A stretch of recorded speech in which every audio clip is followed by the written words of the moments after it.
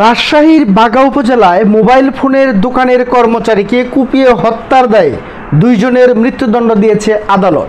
রাজশাহী থেকে মামুন রাজার তথ্যচিত্রে বিস্তারিত। রাজশাহীর বাগা উপজেলায় মোবাইল ফোনের দোকানের কর্মচারীকে কুপিয়ে হত্যার দায়ে দুইজনের মৃত্যুদণ্ড দিয়েছে আদালত। এছাড়াও আরও একজনের 3 বছরের কারাদণ্ড দেওয়া হয়েছে। বুধবার রাজশাহী দ্রুত বিচার ট্রাইব্যুনাল বিচারক মোহাম্মদ মহিদুজ্জামানের রায় ঘোষণা করেন। মৃত্যুদণ্ডপ্রাপ্তরা হলেন নাটোরের লালপুর উপজেলার কাজীপাড়ার মৃত সানাউল্লাহর ছেলে আমিনুল ইসলাম ওরফে শাওন, বালিতিতা ইসলামপুর গ্রামের আকমল হোসেনের ছেলে মাসুদ রানা। 3 বছর কারাদণ্ডপ্রাপ্ত আসামি হলেন বাগার জোত চৌকিপুরের ফারুক হোসেনের ছেলে মেহেদি হাসান রকি।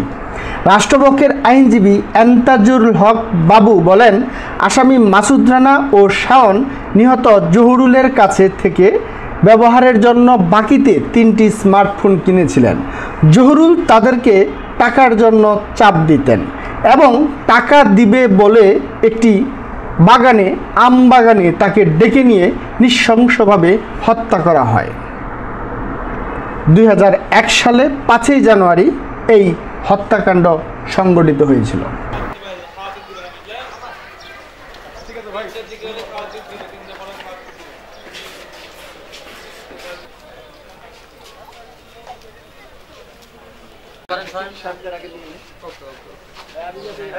হ্যাঁ